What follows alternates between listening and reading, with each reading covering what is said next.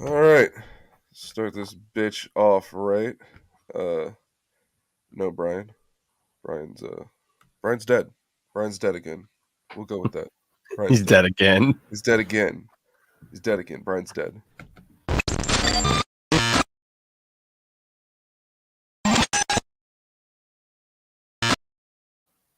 And we're back. Episode 101. The episode after our 100th episode 101. I am your host, Matt Musselwhite, joined by my co-host, because Brian's dead, Jordan Madro. As he just Stop. waves at the camera for a sometimes audio only platform. Perfect. Let's go with that. Shout out to everyone watching. Jordan I'll be forgetting Tupper, that sometimes. Dead ass. dead ass. Yeah. Dead ass be forgetting. Half the time this is like people only listen to us on audio with the podcast. So if we wave at the camera, it's I gotta do be a a podcast. dickhead move. So Brian's dead. He was supposed to join us and bring us a guest like Thomas Iraq from the Fall of Troy, but he failed to do that. Apparently, he schmoozed with the bassist and hasn't met Thomas yet. I don't know. Are they saying Thrice in the Fall of Troy? I forget who's on that fucking tour, but it's some band that we didn't Nah, give. Yeah, it's some band that we only gave a shit about in like '08. So it's one of those.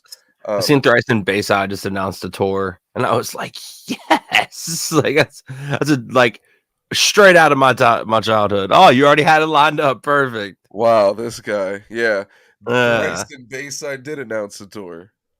wow, that's good. It's good that we didn't know that these didn't have that planned. No, we didn't have that planned. I told you I didn't have this shit. I wasn't gonna tell you, so like we could That's just get your fucking reaction. But that was hilarious. crazy. I can't read who the support act is, but I remember it's Anxious. Anxious. I was like, I remember it's a band that I haven't heard of. Interesting. So yeah, new tours. Bayside and Thrice are going out. That's pretty sweet. While we're speaking of tours, we were talking about the whole census fail situation. They gave me a little shout out. I tweeted, anyone else ready for census fail to break the fuck up? Why? What senses fail? And they retweeted that and said, you'll probably have to wait until I'm dead. And I think that's a pretty stupid fucking thing to say, because he just had a kid. They're using that as the excuse to drop off the tour. Dude, like, don't tell me to wait till you're fucking dead, because it's like any fucking week now could be a long ass notes message tweet about my priorities changed. I had a child, and coming home for this last tour, I just felt blah blah blah blah fucking blah, Buddy Nielsen, the emo whiny bitch of the scene. If anyone thought I fucking complained a lot, go listen to Census Damn. Fail or see them live. Fucking whiny ass bitches, dog. It's never appropriate to call a female a hoe, but it is definitely appropriate to call Census Fail a bunch of fucking hoes, dude. Hoes. Man, I like senses fail. And I'm not even mad about the retweet. That was like fun. That actually got me a lot of love and actually sparked some discussions. And what was funny is it wasn't like totally hate in the comments. It was mostly support for them. But there was a few people who were actually like, hey, like it was shitty that you guys dropped off that tour. Like you kind of do owe those other bands an apology. And then people saw through the bullshit. Like, you knew your wife was pregnant. She's still pregnant. You're still having a kid and you're still leaving for a tour. So what the fuck are you talking about? Like leaving this tour for the other. Which Because the other brings me tours, to because they're gonna make more money on the other tour. boom. Jordan knows. Alk knows. But that brings me to my next Facebook argument. Some dumb son of a bitch on Facebook tried to convince me and a bunch of people in the thread that We Came as Romans is a bigger band than Rise Against. I'm not talking personal taste. I'm not talking like who likes what. I'm talking about bigger band financially, their status, where they play, what they do, the records, all that's the sales, everything. Everywhere you look up on No, the internet will tell you Rise Against is a no. bigger band.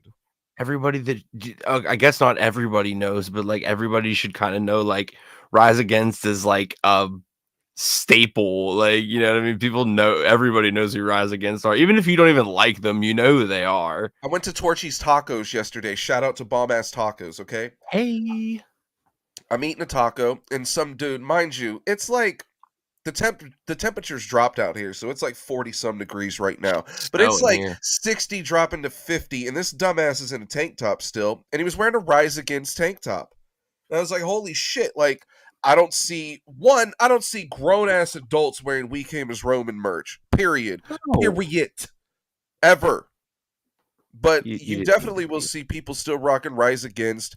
You might see some guy at the gym wearing a Rise Against, or I bet you Brian could find some adult that's wearing a Thrice shirt. I bet you he added him on Facebook.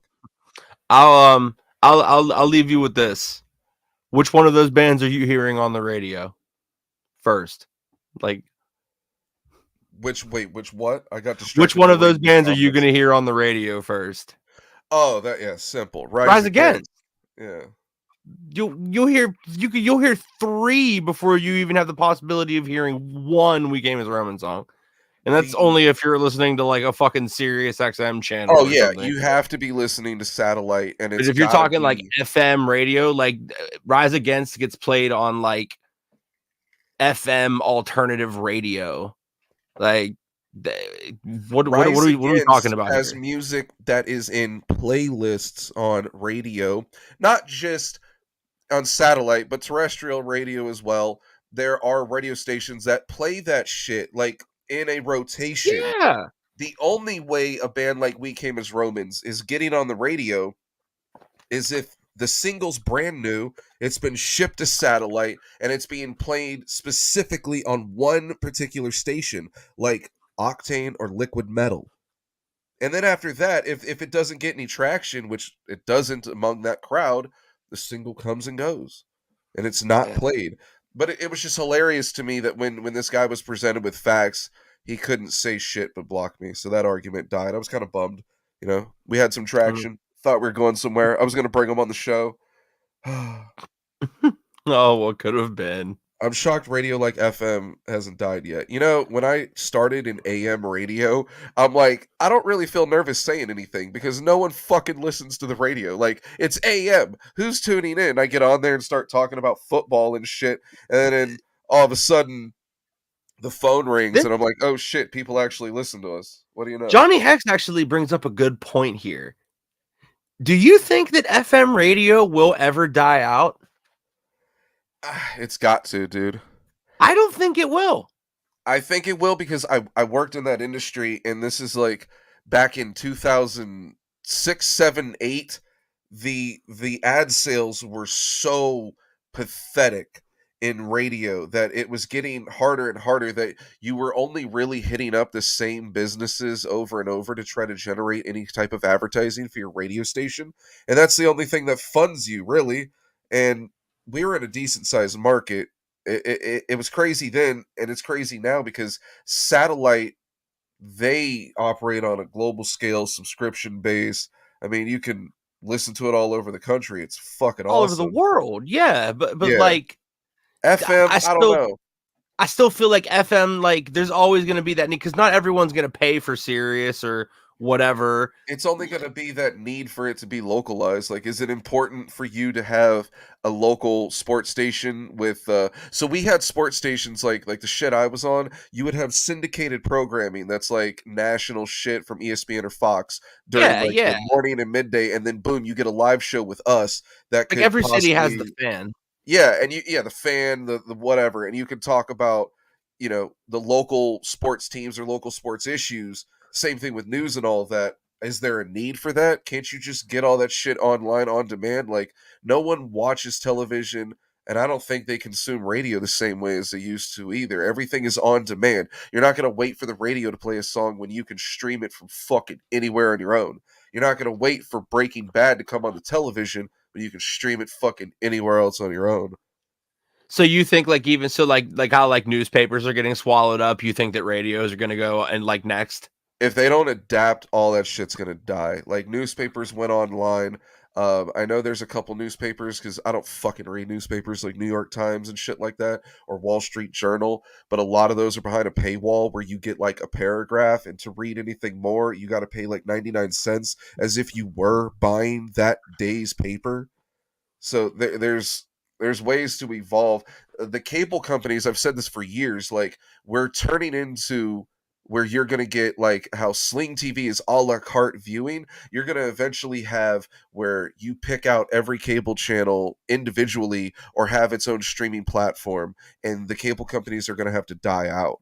Because like they're fucking us over anyways, dude. It's like, give me fast internet, fuck your cable package. I don't need the Oprah network. Yeah, I but don't all of need the the fucking Yankees network. streaming network costs, it all fucking equals out to cable prices anyway. Like I was talking to somebody that has YouTube TV, and they were like, "I'm basically paying cable prices."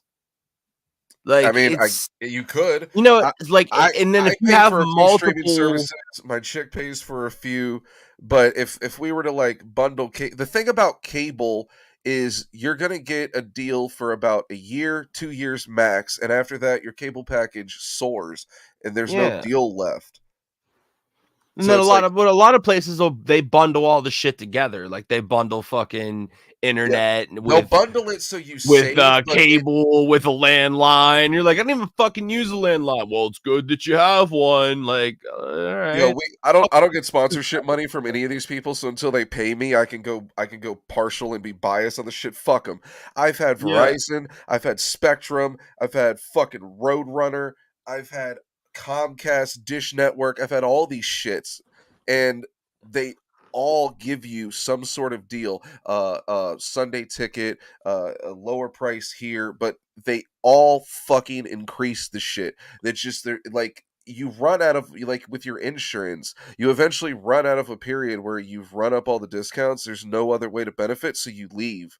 And so like you should realistically, if you're a cable subscriber, you should be leaving your cable company every 2 to 3 years on average. Yeah.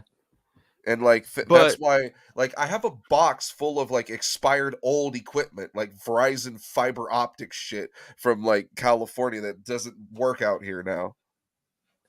It's yeah, like it's all that wild. shit goes extinct like as soon as you unplug it and leave. It's fucking Yeah. weird. But we're seeing a wild shift in technology, but it's wild that we think that like some of the stuff that we've grown to know and love for so long, like it's gonna get washed away. Like we might see the end of it. Like you said, we could possibly see the end of FM radio, or even with another point that Johnny just brought up here in the comments is movie theaters. But I've realized that a lot of people, like I've talked to a couple of people, and I'm not sure if it's just like because of the fucking AMC wave or whatever, like, but there are people that do value the experience of seeing a movie in the movie theaters. I to be honest, after seeing the Batman in theaters, I kind of realized that for some movies I value it too. So like I'd be sad if theaters went away. Now if they went away and I had to stream every movie that came out at home while I chill and smoke weed, oh big fucking deal, boohoo, I'm gonna cry about it. But like still to go into the theater, the big screen, the fucking crazy sound, and it is definitely something that is, it would suck if that went away.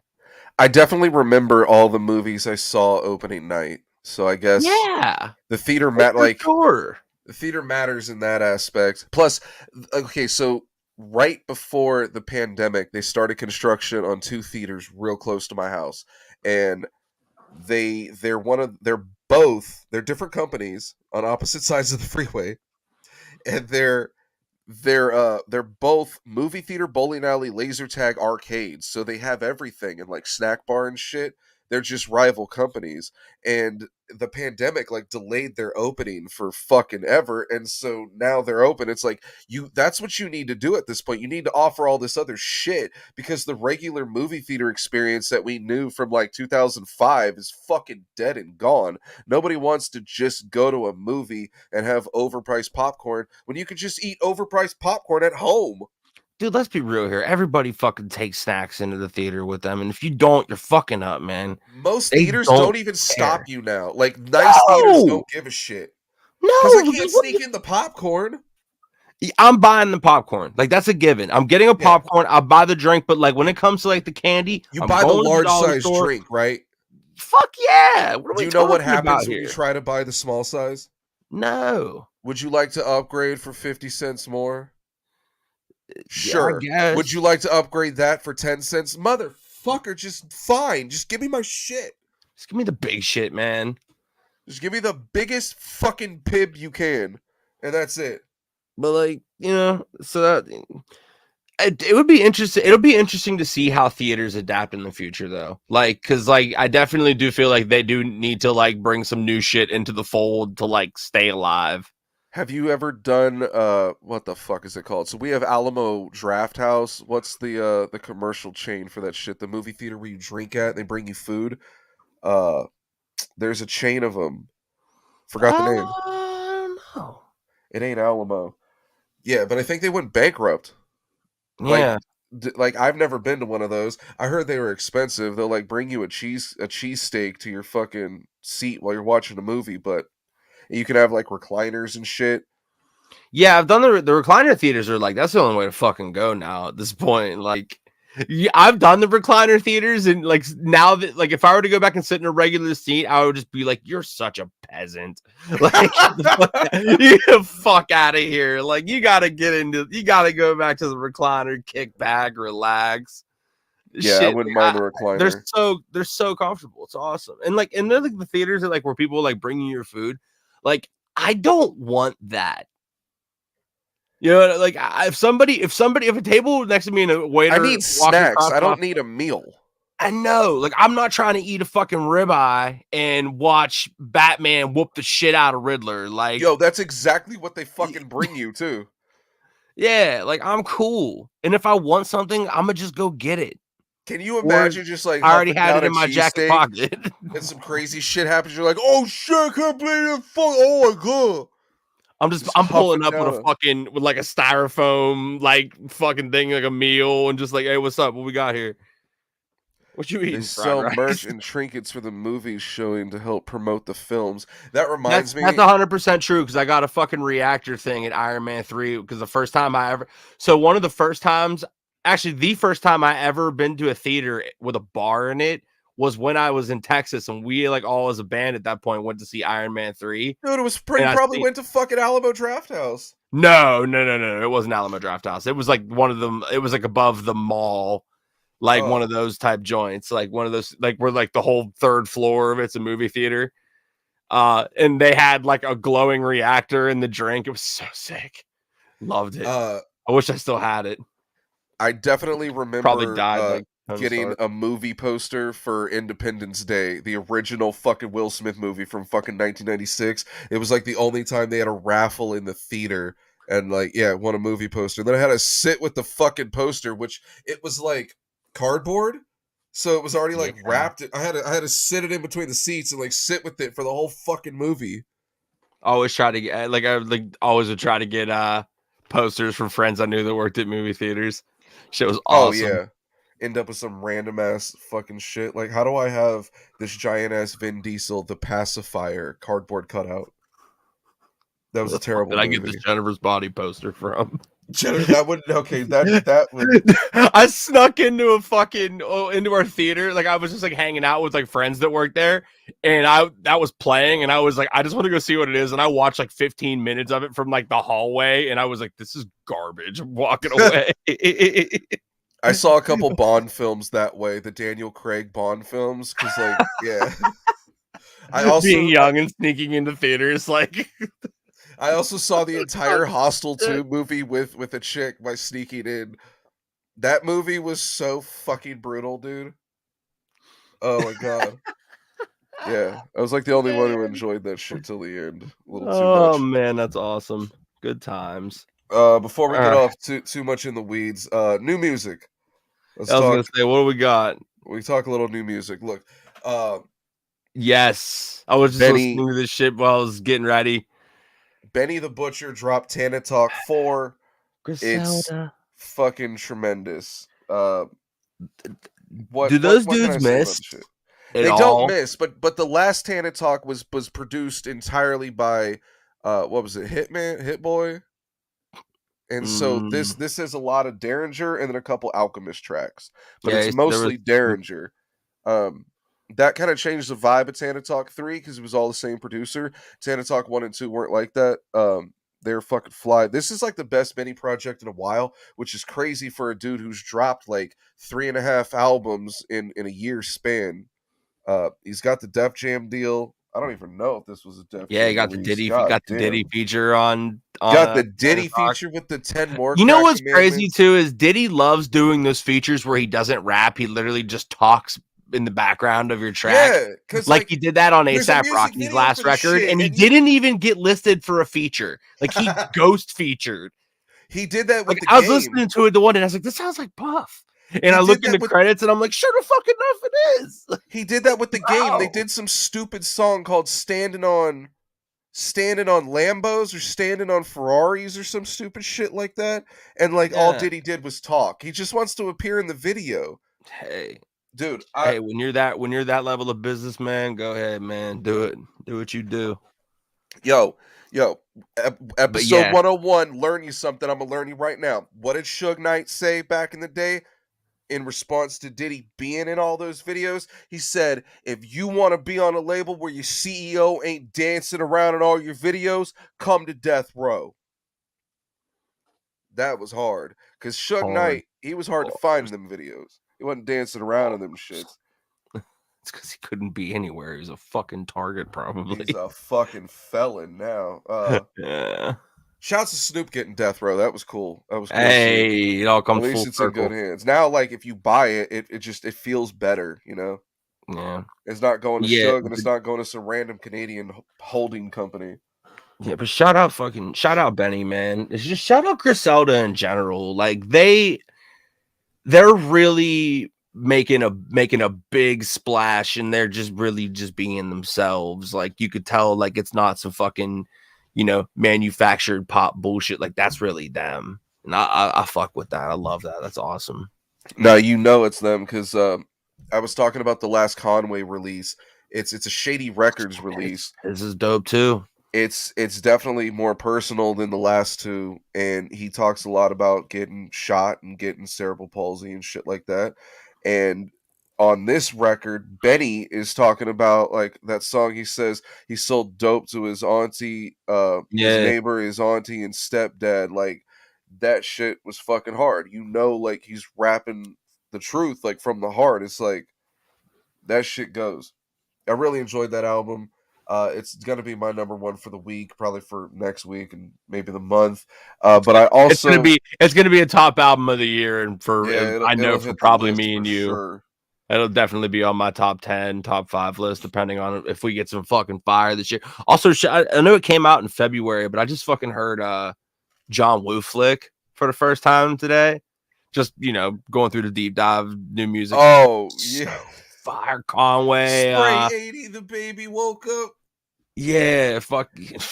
West Side. So because that Conway record is so personal and like I want to say, if you never heard of Conway, or like say like you're just a casual music listener, you're not necessarily like a hip hop guy, and you listen to that shit and you listen and hear all like, oh, he got shot, the same way when you listened back in the day and heard like, oh, 50 Cent, oh, he got shot, oh, that's what went down.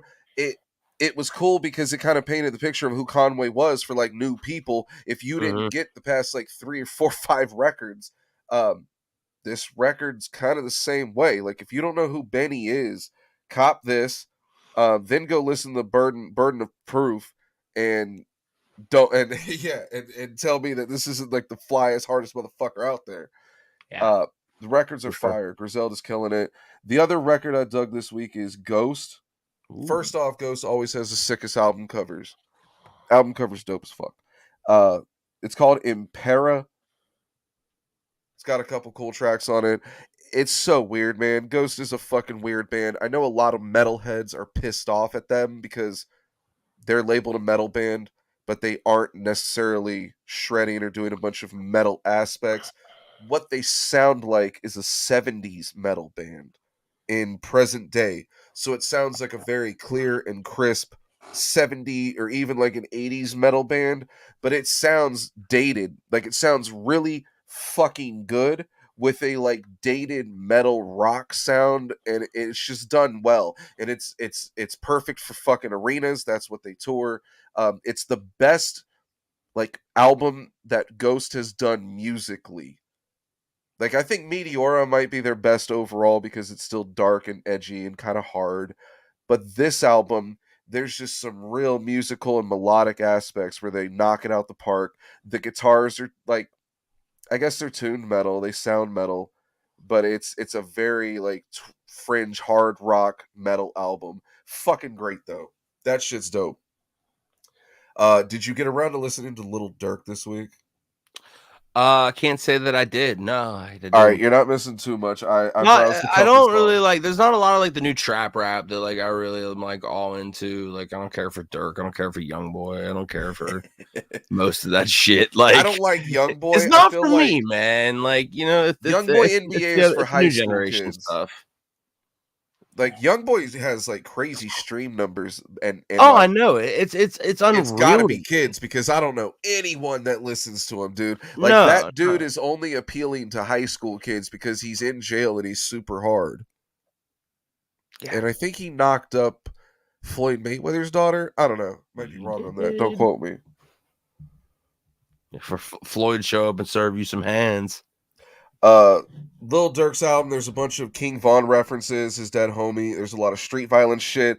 I thought it was kind of interesting because Durk was recently on a podcast where his buddy Wallow267 is literally crying, begging Durk to leave the street life because Von got murdered. There was a literal shootout at Dirk's house where him and his now fiance India were busting back at him, and it's documented in the song on this album called "Shootout at My Crib." So you could listen to that. Um, It's interesting. yeah, there's feature from Future and Gunna, and then the rest of it, it's gonna be that young boy crowd's probably gonna love it. Uh, it's all right. You know, Dirk's voice ain't that bad. I I don't just know. you know I don't know. Like it's not for me. Nah, you hit it on the head, man. Like I think like I can give it its props and say where it's cool and say what he did right, but at the end of the day I can also say like I'm not 23 years old and I don't look up to these rappers worshiping them wanting to fucking be them or tote a gun or sell drugs like them, so I can take it all at face value and I just don't give a shit.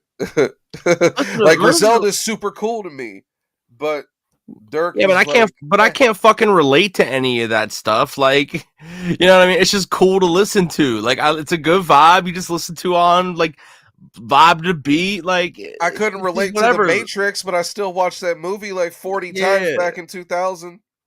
Like what? Like I told you the one time I was like, we were chilling when we were chilling listening to fucking Boldy. I was like, bro, I don't know half the shit that he's even talking about, and I'm glad that I don't. A Cause strig. like, yeah, like I don't know, you know what I mean? It's just, but it sounds cool. The beats are dope. Like, what more can I ask for? I was Like, so glad I put you onto that. You were like, this yeah. is dope. Like we caught that Bo Jackson cycle in like the perfect stride. I'll Uh never forget that text because you sent it to me the day before I was getting ready to go record that punk album, and you were just like stream Bo Jackson by Bodie James or you're a bitch. And I was that like, yeah, that's what it and I was was. like, Or you're all a right, I'll bitch. listen to it tomorrow during my setup. And like the first song, like I was like, yo, this beat is smooth. And then like he started like going in, and I was like, dude, who is this guy? Hold on a minute. And like I listened to most of the album there, and they were like, you want to get started? I was like, yeah, can I finish this though? Like this is fire. Like I remember exactly why I said that now because Boldy raps like if you're a casual rap fan or you don't get a lot of rap or the metaphors or any of that, like you might not dig Boldy's flow, but to us it's like, man, he's really going because it just sounds real dope, like kind of he's just conversational and he's slick, but talking to you. Yeah, he's he's like just talking to talking. you. He's spitting game, really. He's really spitting Yeah. game, and he don't have to like raise his voice or go speed up on you or nothing. So it's just dope. But a lot of people on the internet were getting turned off by that, and you could tell they're the type that have to listen to like Little Baby rapping real quick or NBA YoungBoy or some shit, and you could tell they don't fuck with like Griselda. They don't like boom bap rap. They didn't get it, and that was No, funny to it's me. not for them, and that's okay. But like, there's a lot of like people like our age and older that we still. I mean, we're still going back and But spinning old that's why I rap and said it, stuff. because I was Like, like, I wonder if he'll get turned off by his flow, and I was like, I'll just back it up by saying, if you don't like this, you're a bitch. So when he complains, I'll just be like, well, then you a bitch. but like, but that's not far off from rappers that I would like. I like. I mean, like, I like a lot of old school sounding rappers. Like, I like Schoolboy Q. I like Mac Miller. I like ASAP Rocky. Like, a lot of them. There's a lot of boom bap element in a lot of their music. Like, I really, I I like a blew lot of this that kid's stuff. mind because I told him I didn't like Mac Miller. And I'm like, dude, I didn't like. For one, I was not that MTV generation. I was the one like 2 generations before it, so I wasn't watching the Whitest Kids You Know. I don't know anything about that. I don't know Mac Miller's songs. I just remember one day seeing a picture of Mac Miller and being like, "Oh shit, another white rapper," and he looks cool and he wears like snapbacks and shit. I'm gonna check Mhm. this guy out. He's with Wiz Khalifa. I bet you he's dope. And I put him in, and I was like, he's not. And I was so pumped out. As he got older and matured and like started like actually like writing songs. So like I was even back in the kid stuff, I was just like, it's youthful, it's good.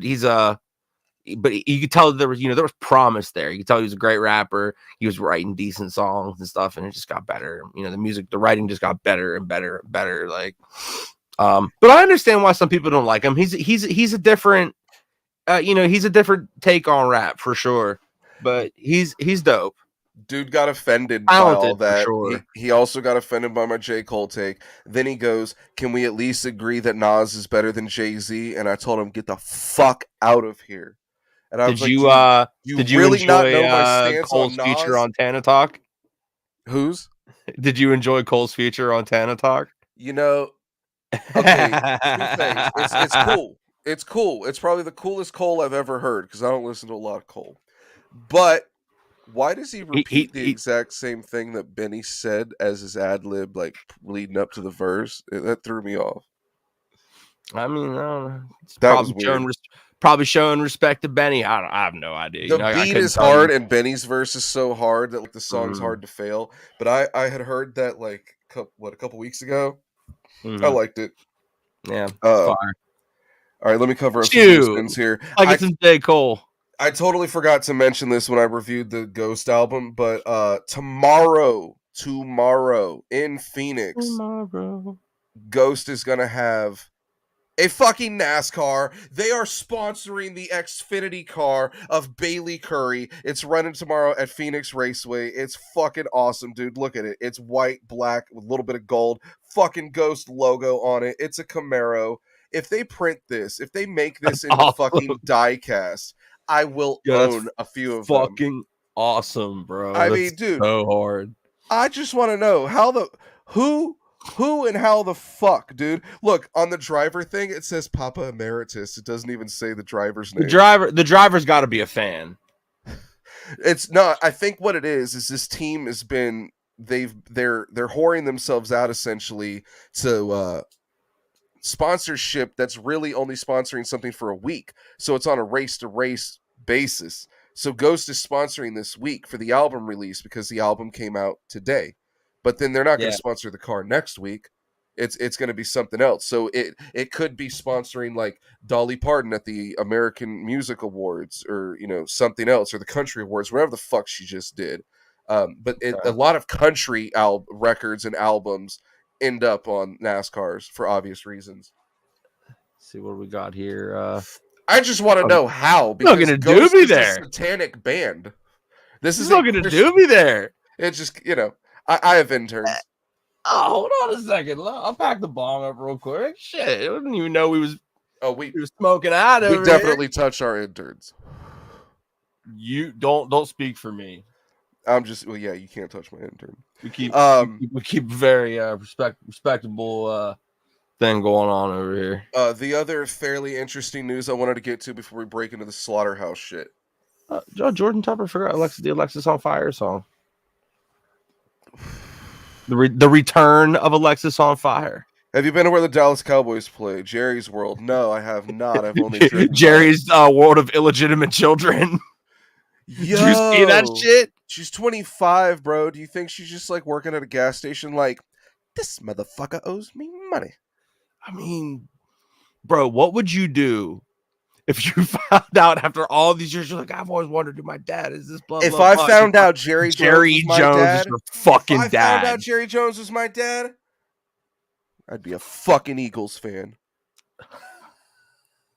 I was gonna make a Dan Snyder joke, but then I was like, no, you know what? No, I think I'll go with Jerry. Because I don't think Dan Snyder even knows how to have fun. I just feel like that is one of the craziest fucking stories I've seen. Definitely this year. Like, that's crazy. Like, you've had a kid for 25 years. It doesn't happen more often. I don't have an answer for that. That's just like some out of control shit. I'm so glad he said something about it because I thought about Dallas Cowboys. I was like, oh my God, how did we not talk about this? Not even off camera. I was saving it for the sports show we were gonna do. Yeah, we got to get back to that. Like remember months ago when Jerry had an illegitimate child? And... speaking of things that take a shit, check out this super awesome Lars Ulrich toilet. Yes. Oh my God. This is a toilet designed after Metallica drummer Lars Ulrich. You can literally shit in his lap where his penis would be. And it's an uncanny resemblance. Uncanny resemblance. I mean, look at the eyes. It looks just like him. I wish his legs weren't like that so I could look him dead in the eyes when I'm sitting there pissing. Be hot. Anyways, the Lars Ulrich toilet found a permanent home at the Ripley's Believe It or Not Museum in Denmark. Would you go to see the Lars Ulrich toilet? No, but I have no doubt in my mind that somebody is going to take a shit in that thing in live public. Dude, there's no way they can hook up to plumbing because I would be taking the fattest shit and sticking Napster stickers all over. I didn't say it was going to be hooked up to plumbing. Somebody's just going to do it. Like just going to deuce it up. Yep. Big fact. Yeah, man. Like that's fucking hilarious. That is some funny shit. But... So the artist who did this, I guess his name is Prince Midnight. He supposedly made a working guitar out of his uncle's skeleton. I don't know why. I mean, he's not in a black metal band, so I don't understand why he had to fuck around with skeleton bones and shit, make stuff out of it. But yeah, I think the Lars Ulrich toilet's a little more wholesome than that.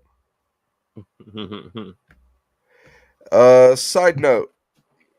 Floyd Mayweather rocks $795 Balmain ski boots to a Miami Heat game. 2 questions. Would you buy $800 ski boots? And second question, would you wear them in fucking Miami? No. Okay. Good but answer. Also, who gives a shit? Well, I'm not hating on you for bringing it up because like I understand, but like there are huge news publications. What? Just because just because the world's at war, we can't talk about Floyd Mayweather? I just don't. But like, there's just like I said, there's huge news public. Who gives a shit? Give me something fucking meaningful. I don't give a shit. Videos on OnlyFans, okay? I think talking about $800 ski boots is a little easier. I just don't give a shit about Kendall Jenner wore this cardigan out to the flea market. Did she? I don't know. I don't give a fuck. Like, well, shit. I want to know who she's dating. Like, because then I know who's gonna suck in the NBA. Yes, it is. Like, man. I just feel like it's such a weird thing for like big like there's like blog sites that are like dead like they're like you know they're for that like, they're like oh that's what they're reporting, which I guess that's cool, but like somebody should be on like the front page like fucking Rolling Stone and shit. So anyone who has a TMZ app will tell you like every like 8 posts are pretty fucking stupid. But on that 8th Yeah. post, man, it's like, I swear, I got one last week. It was a dude getting eaten by a shark in Australia. That was brutal. I don't I even want want to to go watch into. that. Yeah, dude, I don't even want to take a fucking bath in my bathtub at this point. That was fucking brutal. I want to But watch they that always got some shit. crazy shit. There's like who Alec Baldwin shot on set this week. Like, there's always something My juicy in there. God. I live for it. Here's the problem, okay? We're called I Hate the Scene, or Scene Radio back in the day, and we report on these scene bands, but the problem with that is you can't give 24/7 news and gossip on a bunch of fucking bands from the scene that only have like, I don't know, 100,000 fucking fans nationwide. Like that it just doesn't operate like that. The reason that like the Kardashians or a Jenner has like all that news going 24/7 is because they generate it. They're that big and they like do stuff. The guys in We Came as Romans aren't doing much right now. Like we can't. There's Oh, they're nothing to talk fucking about. chilling, probably streaming. Like They're definitely not most touring of when all these senses dudes when fail. they're at home, fucking. Oh my God, they're touring, fucking streaming video games when they're at home, or going on Twitch and playing guitar. Like Matt Heafy from Trivia makes more money streaming on Twitch than he does from Trivia. What the fuck that is? That's so crazy to me. God, I need to start. I'm gonna start streaming butt ass naked too. Please don't do that. So I wanted to teach, and you something can on only this. really do that exclusively on OnlyFans. So I wanted to teach something on this episode, but like we really suck at that. And I was gonna have a handyman on, but just in case blew us off. So I was looking up instructions on how to cook crack in an air fryer, and I'm pretty sure I ended up on a bunch of fucking lists, and we probably got pulled off YouTube. But I did find this tweet. West Side Guns cooked a half a brick in an air fryer bar. Joins the pantheon of hilarious cocaine lines in rap. Oh, cocaine lies in rap. Okay, I do believe you can cook crack in an air fryer, so whatever. But Jada being the first person to cook bass on a Foreman grill, I've heard this. I've heard this before, and I was that just might like, be possible. Okay. Jay losing 92 bricks. Okay, that is an outright lie. You would be shot, killed, your family kidnapped, raped, shot, murdered, everything. There's no way. There's no way you can lose 92 bricks and not die. Like, I remember that bar. He says, like, 92 whips is like, I lost 92 bricks. Like, no. You would die. Jeezy winning Trapper of the Year 3 times in a row. I kind of believe that. I'm your favorite rapper's favorite rapper. Hey. Your favorite trapper's favorite trapper. That's right. Hey, what is up, Rimo? Jeezy was the ultimate trap lord when he was like in his heyday, like just like in like the trap music scene. Like, shouts to my boy Ryan Morrison, son dope. of Jim Morrison. Shouts to Mammoth. Shouts to Ryan's dope. He toured with Yanni. Hey, that's bragging rights, bro. It's weird bragging rights, but it's bragging rights nonetheless. Which bar did we forget? I think you can cook bass on a Foreman grill. Anyways, I looked up how to cook crack in an air fryer, and like someone on Reddit said it's possible and it's true, but they said it wasn't them and they could not give instructions. As far as it went. Yo, the evolution, man. Out here. Technology. I did try to look up some other things, the top fives that would learn you kids something, the young kids. You know, like if you're born in 2001, you probably didn't listen to a bunch of cool bands like we did. And you probably don't know like a good reference of like how music got to where it is. So we have 2 separate lists here. All right, top 5 bands, you kids, which means like if you're like 23 and younger, you should probably do this. If you're like 25, or if your lower back hurts, you can ignore this list. But top 5 bands you kids should look up. Number 1. Wait, no. You go backwards. Number 5. This isn't in like particular order, right? Like, I mean, it's supposed to be, but no, nah. But yeah, but nah, not really. But I mean, it could be. I mean, if you want it to be, yeah. Number 5, the Beastie Boys. I don't have any visual references because my aides were too busy rolling joints. Jamie ain't got that? Nah. No, Jamie ain't got this visual aids. He got different kind of aids. That's why he's not here. Oh. Number 4, the Mars Volta. Hey. Okay, so you brought up something, and I'm gonna sound stupid. I totally forgot it was the At the Drive-In dudes. Yeah, and like Is that why they're so kind of. good? I mean, it helps, I would imagine. Like, because At the Drive-In was awesome too. That's another band that maybe some people like nowadays maybe wouldn't they didn't really get to because everyone knows One Arm Scissor, but you gotta go back and check out some of the other stuff. Um, I've been jamming the Mars Volta a bunch lately, and I was like, you know what? As big as it like the band went mainstream for a minute, but I still don't feel like they got their due. They were so crazy. They had 2 years where they were a big band, and then I got them mixed up with 30 Seconds to Mars, and I couldn't tell you the difference. Yeah, but Deloused in the Comatorium, that's a good record. It's a super good record. Have you ever heard of the Australian band Closure in Moscow? Yes, I have. They did that album First Temple. It was on Equal Vision Records, and it sounds just like the Mars Volta. Yeah, that's Yeah, dope. That's I super dope. Yeah, fucking love I it. was kind of aware of them, but I never really like listened to them. Well, it's just that album. Afterwards, they kind of like they had a long hiatus. They like went astray. Shit changed, but goddamn, fucking Closure in Moscow. That first album, that First Temple was so fucking good. I was Uh, gonna say we probably got some bands too off this list that we could just like spitball that we could think of that yeah, ones that didn't make yeah. the cut. One that did not make the cut was Everclear. I was thinking about them. They were like, if you're a metalhead, you're gonna be like, not heavy enough. But that alternative scene was so fucking big, dude. Like that's what like killed off grunge and led into new metal. There was a bunch of like Deftones had a bunch of like alt vibes to them too, besides being new metal. Uh Number three, they had one album, the singer died and the band went to shit, but Snot. Hmm. They could have been a contender. They could have been Could something. have been a contender. Oh my god. Number two, because all my friends agree on this band and I don't listen to them, but you do. Refused. So I just started. So a friend of mine made me like this playlist. I was like, dude, you need to check this shit out. Like stuff that I'm like, okay, sure, whatever. Because I usually blow them off because I'm a piece of shit friend. And I was like, all right, cool, I'll listen to this. And he put a Refuse song on from that The Shape of Punk to Come album that was like, there was their big album, had New Noise on it. And I listened and I heard that song and I was like, this is dope. And I went back and listened to the album and was like, yo, this is super sick. And you listen to it and you realize like so many bands that like were in that like that emo scene in like the mid 2000s were influenced by this album. So Yeah, I can many. see it.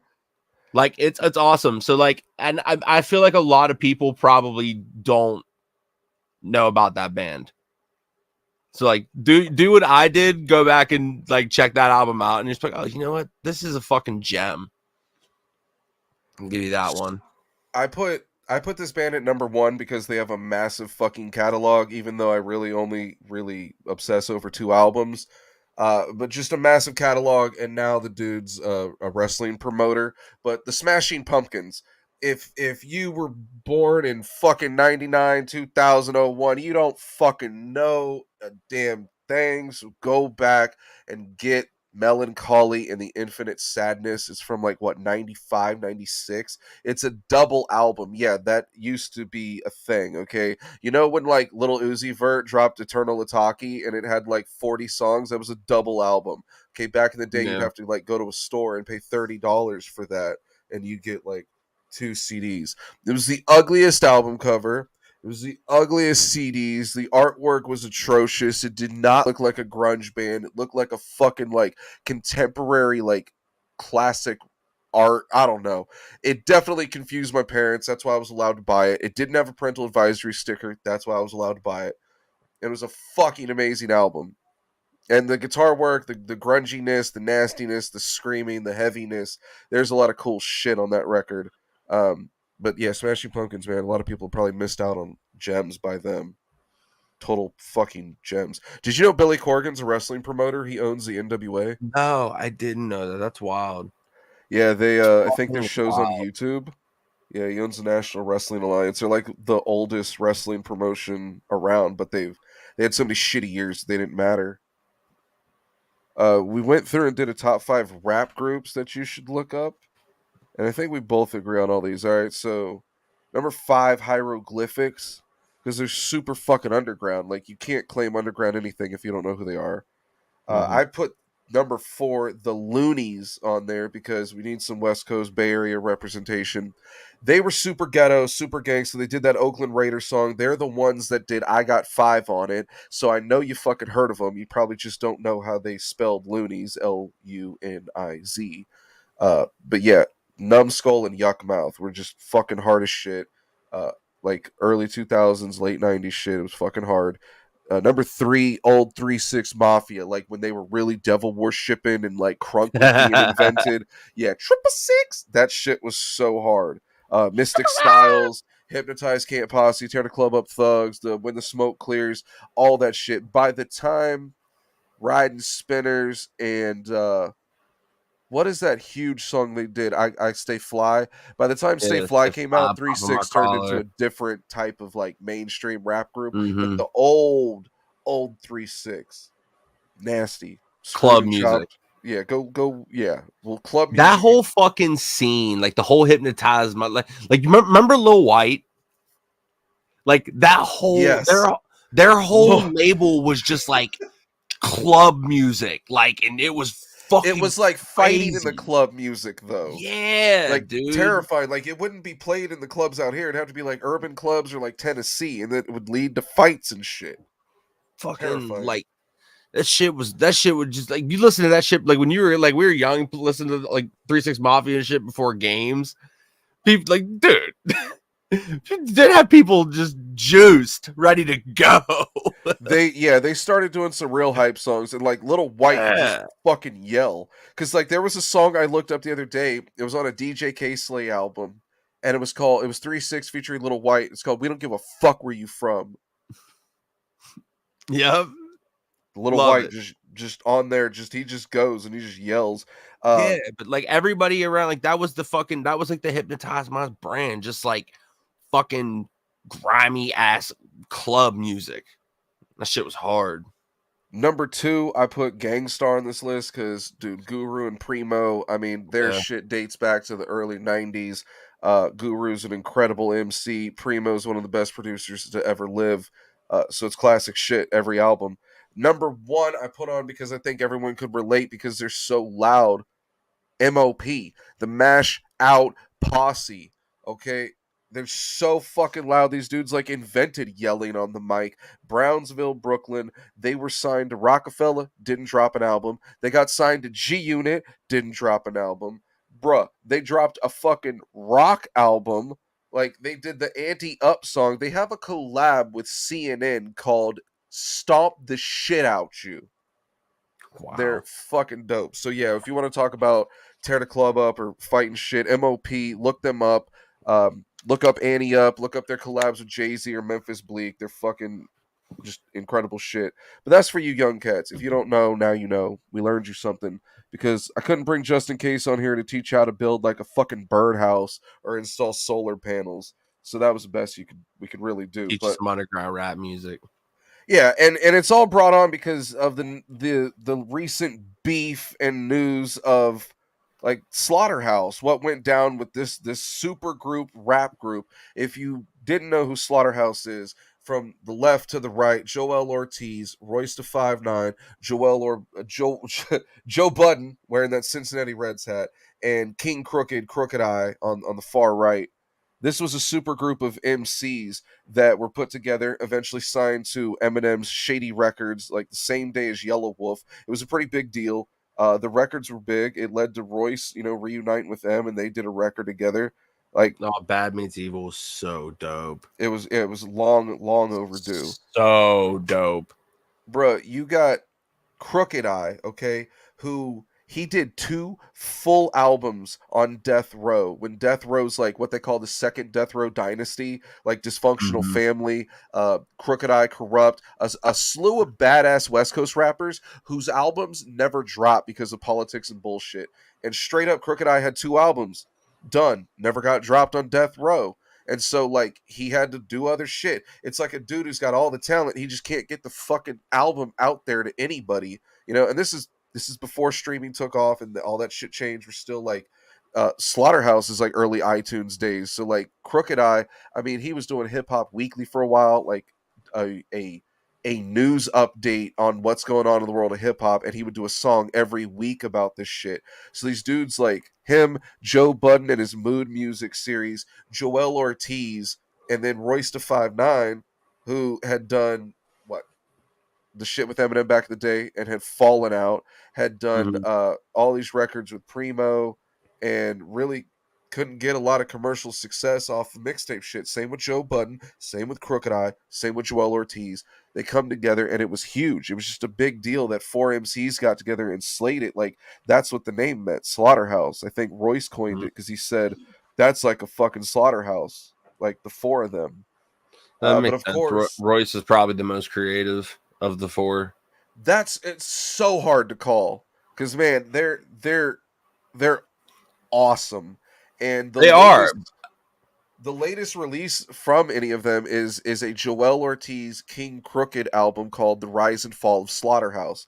There's a song called No Vacancy on there, or Vacancy, and it's about the entire like ending, and like Joe Budden made some comments about Eminem, and they talk about that killed all hope of a mainstream comeback, and the whole song is so lyrical, so real. I couldn't believe the next bar rhymed with the last because they were straight up telling the story of how their rap group fell apart. And Joe Budden, I'm pretty sure, is bipolar. So you're gonna fight with that guy. That dude never gets along with anyone for like long term. He's always got some outburst or some like backhanded comment to make. Um, I don't know what Royce's deal is, but I know King Crooked Eye like officially left the group to do solo shit. But Slaughterhouse is pretty much done. Like this album is kind of like the ending of it all. And it's Mhm. crazy because they even shout out Royce. They say the Allegory, which is Royce's album from what 2 years ago. Me and Brian, like it was Brian's number Mhm. one album of the year. It was fucking incredible. They give that album props, but Slaughterhouse is done. There's comments coming up, Instagram lives being done. The stories are coming out, and it just made me think like rap groups, especially bands, anyone, boy bands, rock bands, metal bands. None of these groups like it's so difficult to stay together for a long period of time. I Oh yeah. Rap groups I think have the biggest problem because like right now we can't even pinpoint one problem with Slaughterhouse. It's just like a bunch of dudes doing their own thing with their own capabilities, their own careers, don't really need each other or think they don't need each other, and just whatever. You have like the metal bands back in the day, the Guns N' Roses, the Infamous Beefs, the Motley Crues, the Van Halens, the Sammy Hagars, all that shit. I don't know, dude. Like rock bands have a better chance. Metal bands, I think, if you can keep a metal band together, like I always look at Whitechapel, they've only had a few members leave, so that seems like they have good longevity. Like that's a good Mhm. sign. Like Dillinger Escape Plan, for as long as they were around, they had like 40 drummers, dude. Yeah, for sure.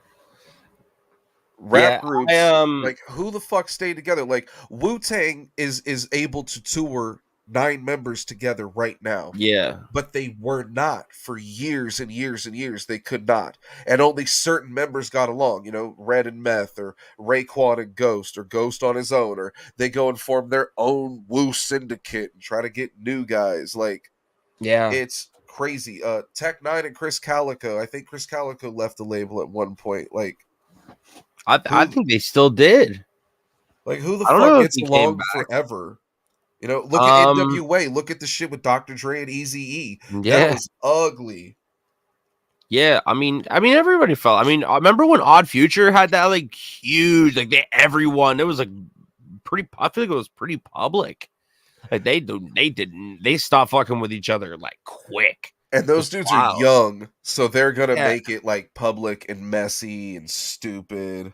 yeah, but yeah, back then they were probably all in like their early to mid 20s, Didn't 3 6 Mafia make Mark Henry's theme? I think they did. maybe. That somebody gonna get their ass kicked. Yeah, I'm But pretty sure that I, was I feel them. like in rap, um, there's always been so much more money at stake. So like you get into these groups you're going out and doing shows or whatever, you're splitting all this money, and that you realize like, damn, I could go do this by myself, blah blah blah, I could get all this money, and you start that shit starts creeping in, and then business stuff can start going sideways, people can start doing shady shit, you just never know what that's gonna entail. And like, that's not exclusive to just rap at all. Like that can happen in anything. But like, when there's that much more money, it's like for like metal bands and rock bands, unless you're like top of the top, like you're not money's not gonna split you up, because there's really not that much there. And even when you're at the top of the top, you're probably like, when you're at the top of the rap game, like you're making like $100,000 to play a show. Oh yeah, shit. I mean, there's not very. I don't know if there's. I can't think of very many bands that are commanding that much to play a show. Not very many, at least. Select handful. Crazy. It also makes me think like, why did like B2K never get back together, dude? That boy band, like, they're essentially a boy band, R&B group. They had a fucking cult following, murderous, killer, dedicated fan base for a good couple years, and it's like those dudes like couldn't get along, broke up, and it just never happened. And like Omarion, I think he's from B2K, isn't he? Am I crazy? Because that dude went and did his... I believe so. Hold on. I could be tripping, but it's like, where the fuck did like Little Fizz and half the other dudes go? Like, how did like no one like else blow up big from B2K? Like, why did they never come back? All these nostalgia tours, B2K out there popping and locking. Yeah, was in it. Yeah, he was. All right, cool. Yeah, I was like, dude, that's stupid. I know Marcus Houston wasn't. Yeah, man, I don't know. Like, probably just turmoil within a group. You got to understand, like, you got on tour, you realize like, you got to be around those people for X amount of days, things like that. And you got to think like, do I really get along with this person?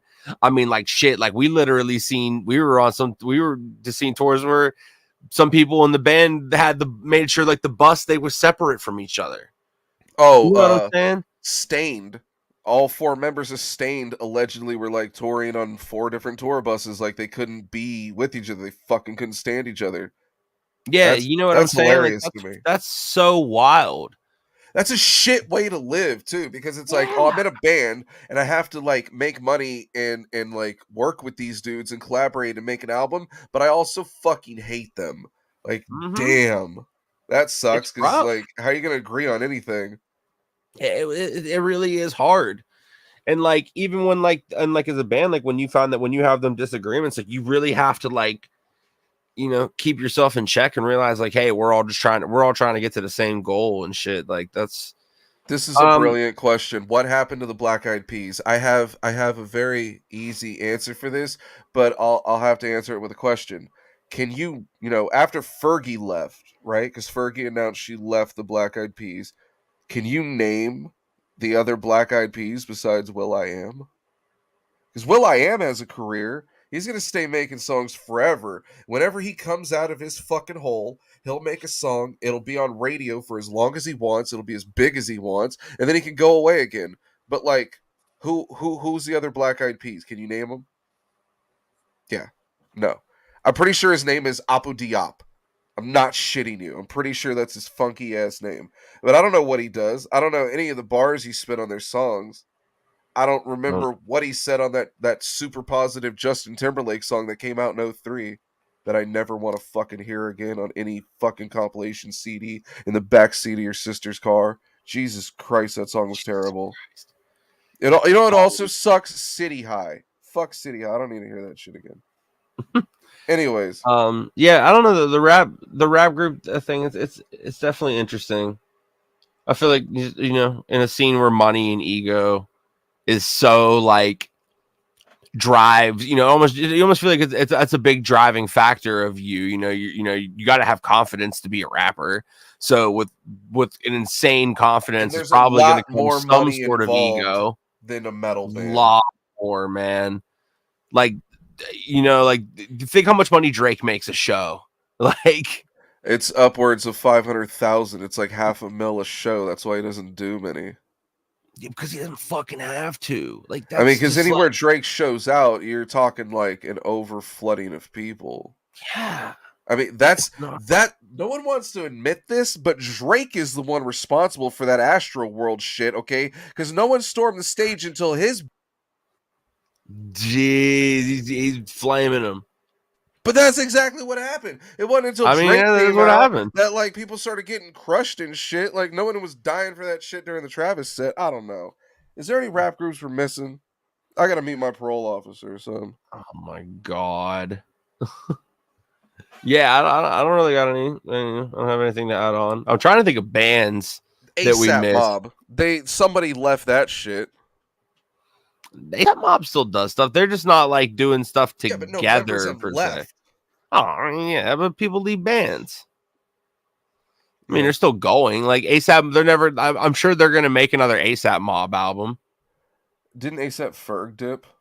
No, I thought they like there was something going on, but I think like they deaded it. I think it's cool. I don't know. I'm not really like educated on the situation. It's just like I'm not really educated. Not really educated on the situation of the ASAP Mob. ASAP Mob. Shouts to Brian, who's out at a concert tonight, who couldn't see us. What was left on the docket? Eskimo Callboy changed their name. They're now known as Electric Callboy. Wouldn't it have been funny if they thought Callboy was the offensive name, so they like changed their name to like Eskimo Fuckface, and it was still offensive? I thought that'd be funny. Alexis on Fire announced first new album in 13 years. Do we give a shit? I mean, yeah, I like Alexis on Fire. I guess. Deftones bassist Very Sergio underrated. Vega left the band amid contract disputes. They wouldn't make him an official member, and they wouldn't up his contract, and he's been fucking with them for 12 years. Fair? They also, Probably the way not. he left was being informed by the band's lawyer that the contract offer had been withdrawn, and they wish him the best. Yeah, it seems messy. But yeah, no, I mean, like, if you're, like, contributing, like, songwriting and, like, stuff like that, like, yeah, come on, man, like, but what do I know? That's crazy. It is very crazy. Shit Brian is very, Morrison very crazy. says he met Sylvester Stallone and Martha Stewart today at the Library of Congress. That's fucking wild. What? Yeah, he runs sound for venues out in D.C. and the Baltimore area. So I guess he was at the Library of Congress. I don't know. That's fucking wild. That's wild. I wouldn't go to any library ever. Make sure you check out Brian's Grinder. Make sure you check out every social media I have set up that isn't the Twitter I got suspended. So Instagram at iHateTheScene, Twitter at Scene Radio, Twitch.tv/iHateTheScene, Facebook.com/iHateTheScene, YouTube.com/C/iHateTheScene. Find all these links and more at iHateTheScene.com. We will be back every motherfucking Friday with a brand new podcast. Yeah, that's what we do. And you can fuck off, like Jordan's hat says. You can find him at Jordan Madro. He's the only person verified, and we're just mooching off his little check mark. So go follow him, go follow me, go follow everybody, and go listen to that Benny album. Oh yeah, new Rammstein album. We stoked for new Rammstein? Zeit? Nah, I'm good. I was gonna. It's not going to ask be you, any bro. different. I forgot to bring this up the whole fucking show. What are your thoughts about Russia and Ukraine?